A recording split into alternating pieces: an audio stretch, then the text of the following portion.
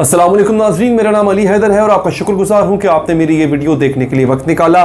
नूर Muqaddam case के हवाले से एक अहम अपडेट है जो आपको देना बहुत ज़रूरी है। अदालत में समाअत होती है, ज़ाहिर जाफ़र को पेश किया जाता है, उसके वालिदैन को पेश किया जाता है। 2.5 घंटे तक जो समाअत हुई, जो सबूत सामने रखे गए, ज़ाहिर जाफ़र का जो बयान है जो वो सामने रखा गया, वो तमाम तफसीलात मेरे पास मौजूद हैं। इस केस में जो अहम पेशरफ्त हुई है वो मौजूद है, वो सब के सब मैं आपके सामने रखने जा रहा हूँ।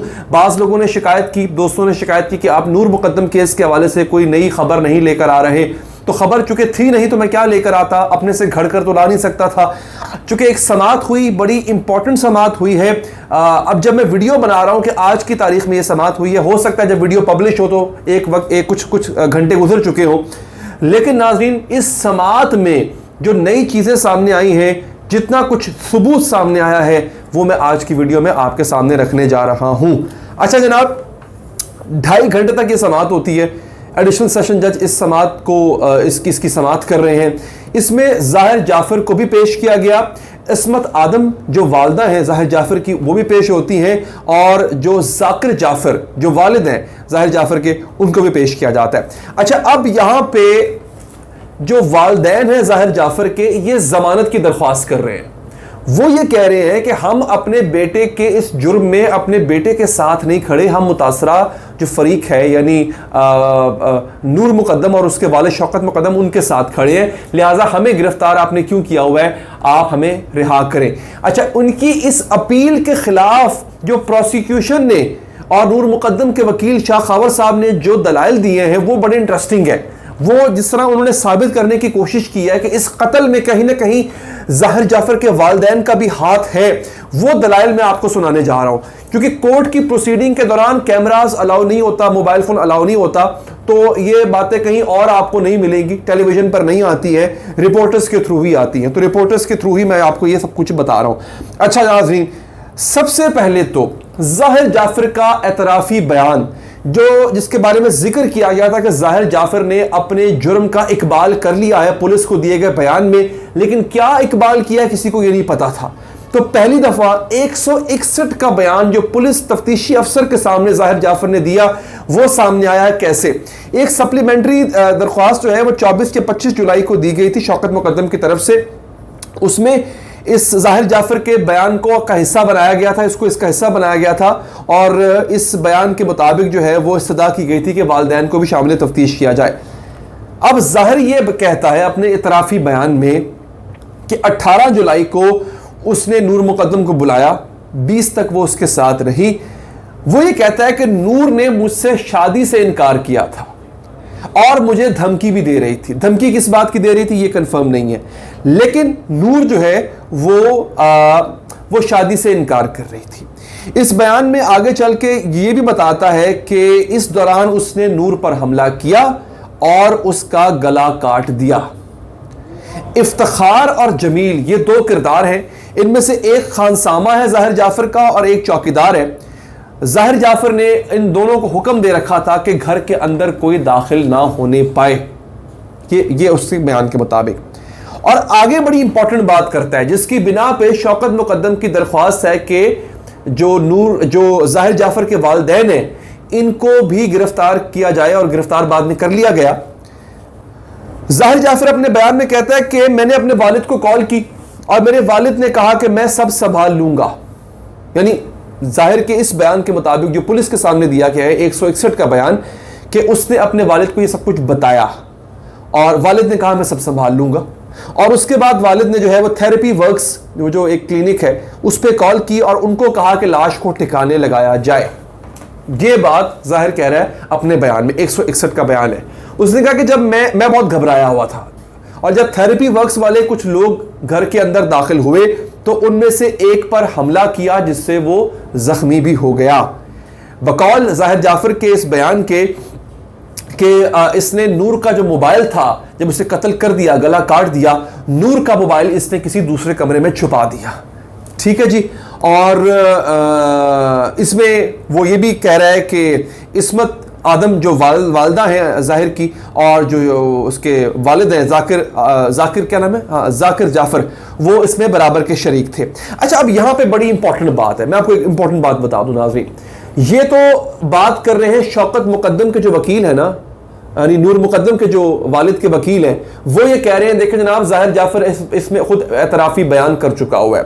लेकिन मुखालिफ तरफ से ज़ाहिर जाफर का वकील ये कहता है कि कानून में पुलिस के सामने दिए गए बयान की या एतराफ़ी बयान की कोई हैसियत नहीं होती।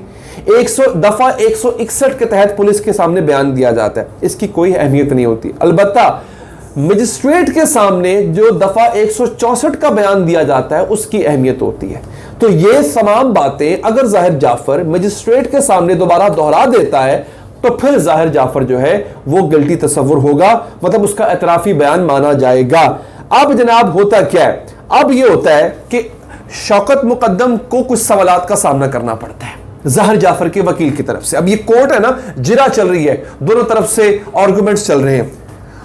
ज़ाहिर जाफर का वकील ये कहता है कि शौकत मुकद्दम के मुताबिक उनकी बेटी नूर जो है, नूर मुकद्दम, वो 3 दिन से लापता थी।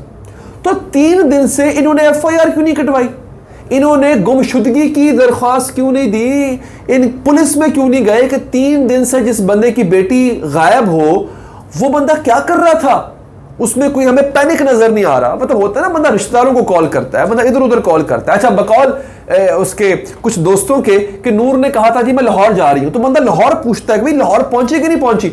अगर हम यहां से किसी अपने बच्चे को, भाई को, किसी अपने जानने वाले को, किसी प्यारे को रवाना करते हैं अपने घर से, तो जब तक वो मंजिल पे पहुंच नहीं जाता हम राब्ते में रहते हैं। और खुदा ना खासा अगर राब्ता मुनक़ता हो जाए तो फिर हम उस जिस मंजिल पे उसने जाना था वहां कॉल करके पूछते हैं कि भाई अगला पहुंचा कि नहीं पहुंचा।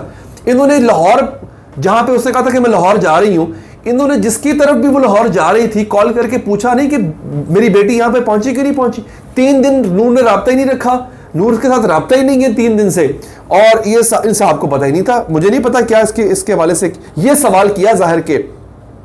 फिर एक और बात की ज़ाहिर के वकील ने, उसने कहा जनाब कि आपने जो ज़ाहिर के माँ बाप को पकड़ रखा है, गिरफ्तार कर रखा है, इस बिना पे कि इन्होंने सबूत मिटाने की कोशिश की, कोई एक सबूत लेकर आए जिससे जाहिर हो कि जाहिर के वालिदैन ने कोई सबूत मिटाने की कोशिश की। ये उसका एक सवाल था, जिरा हो रही है ना जी, ये सवाल था।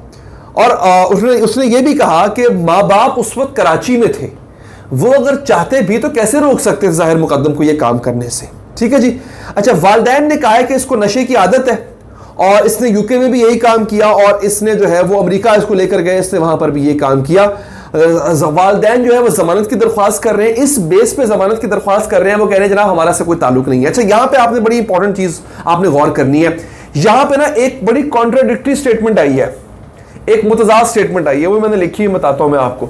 स्टेटमेंट क्या आई है, अब दोनों के वकील आपस में बहस कर रहे हैं। स्टेटमेंट ये आई है, वालिदैन ने पहले कहा कि जनाब ये नशा करता था, इसका ट्रीटमेंट हमने वहां भी करवाया, इसका ट्रीटमेंट हमने यहां भी करवाया, और हमने इसका यहां पे इलाज करवा रहे थे, और इसका जेब खर्च हमने बंद कर रखा था, इसे किसी किस्म का खर्चा नहीं देते थे, हम इसका इलाज करवाते थे।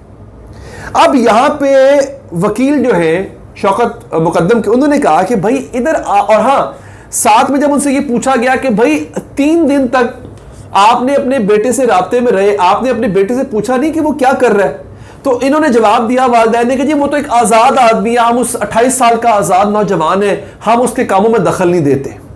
जज साहब ने कहा कि भाई इधर आप लोग कह रहे हैं कि यहाँ कि उसका खर्चा हमने बंद कर रखा है, इलाज हम उसका हम करवा रहे हैं, मेंटली वो बंदा स्टेबल नहीं है, नशा के आदी है, और यहाँ पे आप कह रहे हैं कि वो आज़ाद है, उसके कामों में दखल नहीं देते। तो ये क्या बात हुई भाई, जिस बंदे का खर्चा माँ बाप उठाते हो और बाद में वो बंद करते हो, बंदा आज़ाद थोड़ी ना होता है, वो तो डिपेंडेंट होता है। ठीक है जी, तो आज़ाद कैसे हो गया। अच्छा, अब ये एक बड़ी इंपॉर्टेंट बात है जिसपे जो है वो माँ बाप फंसते हैं, वो कैसे। CDR एक होती है, वो होता है कॉल रिकॉर्ड, कॉल रिकॉर्ड किया गया। ज़ाहिर जाफर के वकील ने कहा भाई अगर ज़ाहिर जाफर कत्ल वाले दिन अपने माँ बाप से फोन पे बात कर रहा था तो ये कौन सी कोई अनहोनी बात है, बंदा माँ बाप से फोन पे बात नहीं कर सकता क्या।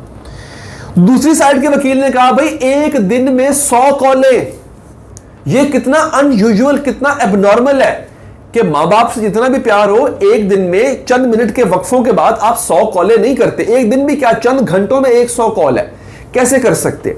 और फिर बाद में पता यह चला कि एक कॉल चौकीदार ने की थी।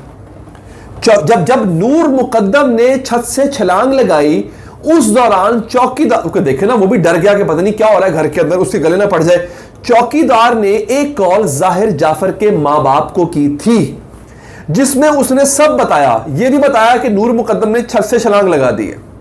उसके बाद जो है, उसके वालिदैन ने, जाहिर जाफर के वालिदैन ने पुलिस को बताने की बजाय उन्होंने थेरेपी वर्क्स कॉल की, और फिर थेरेपी वर्क्स के लोग भी आए। मैं एक पहले वीडियो बना चुका हूं, एक ऑडियो कॉल लीक हुई थी जिसमें थेरेपी वर्क्स का एक बंदा है, वो खुद एतराफ कर रहा है कि मुझे कॉल की असमत आदम ने, यानी जाहिर जाफर की मां ने। उसने कहा जाओ देखो जहां पे जाहिर क्या कर रहा है। फिर हम गए, हमने, जाहिर ने मुझ पर हमला भी किया, ये सब चीजें मैं इस पर वीडियो बना चुका हूं, उसका लिंक ऊपर आ जाएगा, आप देख सकते। तो ये थी वो अदालती कार्रवाई। अब नाज़रीन हुआ यह कि फैसला महफूज कर लिया गया है। फैसला जब सुनाया जाएगा, मेरा ख्याल है शायद कल तक सुना दिया जाए।